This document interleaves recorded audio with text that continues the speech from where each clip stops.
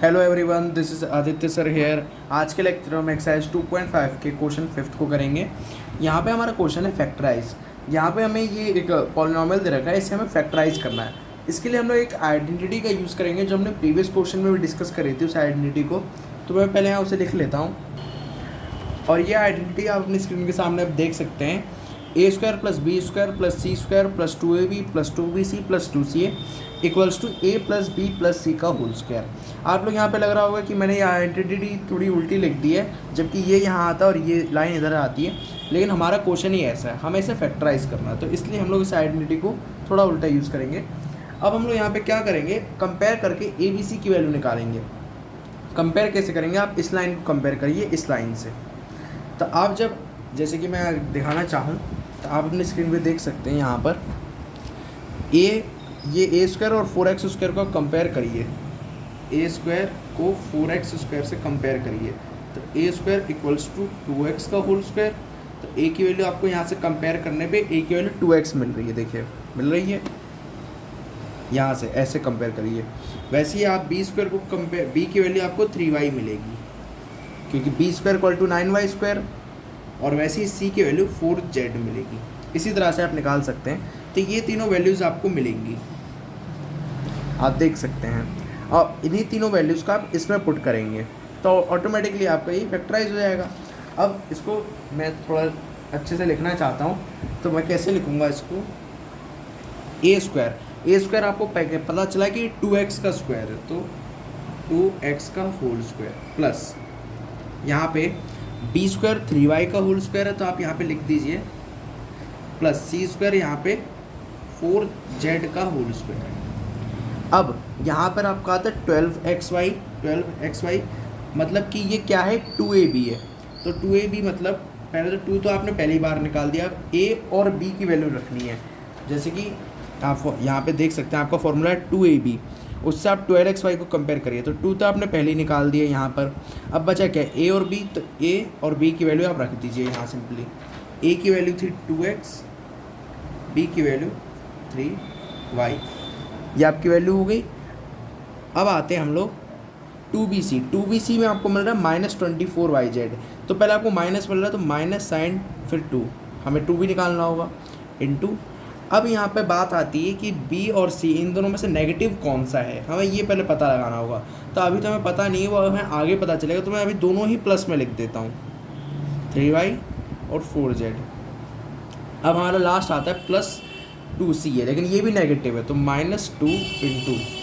अब यहाँ पे आप देख सकते हैं कि यहाँ पे दोनों तरफ c कॉमन है ये, तो इसका मतलब c आपका कैसा होगा, नेगेटिव होगा। इसी के वजह से ये दोनों टर्म यहाँ पर नेगेटिव हो रही हैं। ये स्टार्टिंग में आपको थोड़ा लग सकता है कि समझ में ना आ रहा हो कि साइन वाइन कैसे पता चल रहा है। उसके लिए मैं आपको बताऊँगा कि आप इसी लेक्चर को 2-3 बार देखिए, थोड़ा इसको समझने की कोशिश करिए और इसकी प्रैक्टिस ज़्यादा करिए, तब जाकर आपको आएगा।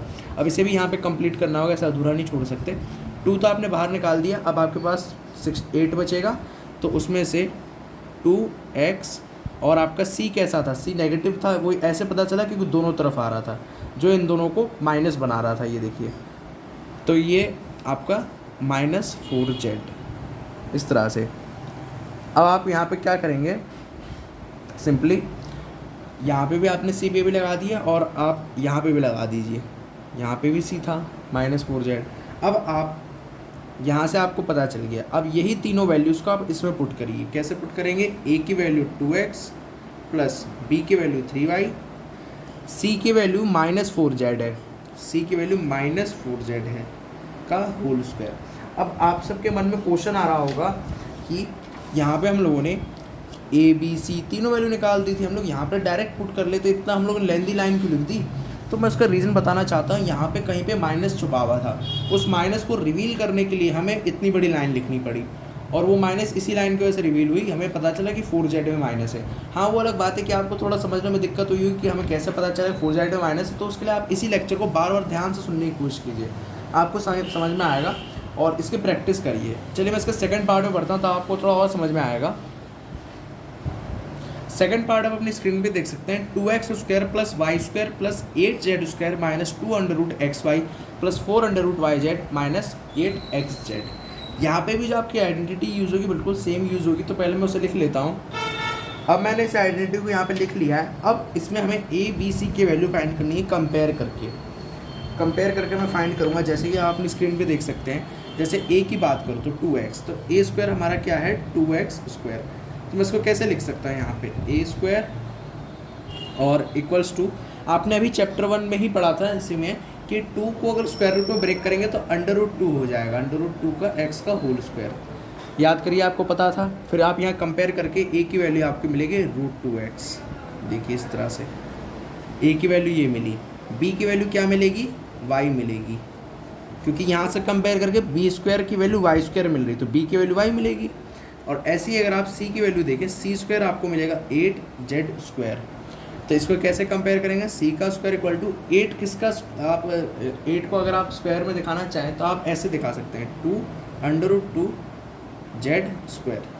ये आपने चैप्टर 1 में अगर अच्छे से इरेशनल नंबर्स अच्छे से पढ़ा हो तो आप ये करना सीख जाएंगे। अंडर रूट की ये जो लैंग्वेज होती है, तो ये c की वैल्यू यहाँ कंपेयर करने को लेगी 2 √2z, एक ये वैल्यू मिल जाएगी आपको। तीनों वैल्यूज़ आपको मिल गई a b c। अब आपको इस लाइन में पुट करनी है। इस लाइन में पुट करने का इंपॉर्टेंस ये है कि यहाँ पे जो माइनस है ये किस में है, ए पर है या बी पर है या सी पर है, ये आपको इसी से पता चलेगा, इसी लाइन से पता चलेगा। तो आपको इसलिए इसमें पुट करना ज़रूरी है। तो अब मैं ए बी और सी ये तीनों वैल्यूज़ इस लाइन में पुट करता हूँ और पता लगाता हूँ कि किस पे माइनस लगा हुआ है। सबसे पहले बात हुई है ए स्क्वायर की, तो ए स्क्वायर मतलब कि √2x का स्क्वायर प्लस बी स्क्वायर मतलब y का स्क्वायर प्लस सी स्क्वायर मतलब 2 √2 का स्क्वायर। ये यहाँ पे हमारा z है प्लस, ये तो अभी हमें पता नहीं है कि कौन सा माइनस है। अब हम लोग 2ab पर आए तो 2 तो पहले ही बाहर निकल रखा है। a की वैल्यू √2x, b की वैल्यू y प्लस 2 पहले से बाहर है, b की वैल्यू y, c की वैल्यू 2 √2z। अब यहाँ पे आप ध्यान दीजिएगा, तो ये हमारा एक्चुअल में ये लास्ट वैल्यू और ये वाली वैल्यू 2 √2xy वाली, ये दोनों नेगेटिव है। तो यहाँ पे मैं पहले नेगेटिव भी लगा दूँ, जैसे कि चलिए अभी मैं लगाता नहीं हूँ, मुझे पता नहीं है किसके साथ नेगेटिव है। तो अब मैं यहाँ पे फिर प्लस का साइन, अब 8xz है तो 2 पहले से ही बाहर रहेगा, ऑब्वियस सी बात है क्योंकि फॉर्मूला ही 2c है। c की वैल्यू है आपकी 2 √2z और x की वैल्यू है आपकी √2x। अब आपको इसमें ये देखना है कि माइनस किस पर है एक्चुअली में। अब आप इसमें गौर करेंगे तो आप ये पाएंगे इसमें माइनस आ रहा है और इसमें माइनस आ रहा है। इन दोनों में कॉमन क्या है, देखिए √2x, यहाँ पे √2x और √2x, ये दोनों इसमें कॉमन है। तो इसका मतलब माइनस साइन किस में छुपा हुआ है, इन्हीं पे छुपा हुआ है, इन दोनों पर। इसी की वजह से माइनस हो रहे हैं, तो आप इनमें एक सिंपली माइनस लगा दीजिए दोनों में। अब आपने यहाँ पे माइनस लगाया तो आप यहाँ पे भी लगाएंगे, तो ये माइनस लगा दीजिए। तो इससे देखिए इस लाइन से आपको पता चलेगा कि माइनस एक्चुअल में किस में था। अब आप यही तीनों वैल्यूज़ यहाँ पुट कर दीजिए, तो ये हो जाएगा आपका a मतलब -√2x plus B Y plus 2 √2z का होल स्क्वायर। तो इस तरह से आपने इसको फैक्टराइज कर दिया, मतलब अपने फैक्टर्स में ब्रेक कर दिया। अब आप यहाँ पे थोड़ा सा एक चीज़ मैं आपको बताना चाहता हूँ और कि यहाँ पे फैक्टर्स में ब्रेक करके आप ये आंसर भी सही है आपका। कुछ बुक्स में ये आंसर होता है, कुछ बुक्स में इसको ऐसे लिख देते हैं -√2x plus Y plus 2 √2z। ये हो गया, और इसी को दोबारा से इसी के साथ मल्टीप्लाई में लिख देते हैं कुछ इस तरह से 2 √2z। तो ये भी आपका सही है। आप पेपर एग्जाम में चाहें तो ऐसे भी लिख सकते हैं और ऐसे भी लिख सकते हैं, दोनों की बात बराबर ही हो रही है क्योंकि दोनों मल्टीप्लाई होकर कैसे होल स्क्वायर में चेंज हो रहे हैं। यहाँ पे आपको ये फर्स्ट टाइम है तो इसलिए थोड़ा यहाँ पे टिपिकल लगा होगा, तो इसलिए मैं बता रहा हूँ आप इसी लेक्चर को बार बार 1-2 बार और देखिए, तो इससे आपको और क्लियर होगा। सारे लाइंस को ध्यान से सुनिए जो मैंने बोली हैं, तो इससे क्लियर होगा। और ये क्वेश्चंस प्रैक्टिस ज़्यादा मांगते हैं, तो इसके लिए प्लीज़ प्रैक्टिस अच्छे से करिए। आई होप आपको ये लेक्चर अच्छे से क्लियर हो गया होगा। Please share this lecture to your classmates and don't forget to subscribe this channel. Thanks for watching. जय हिंद।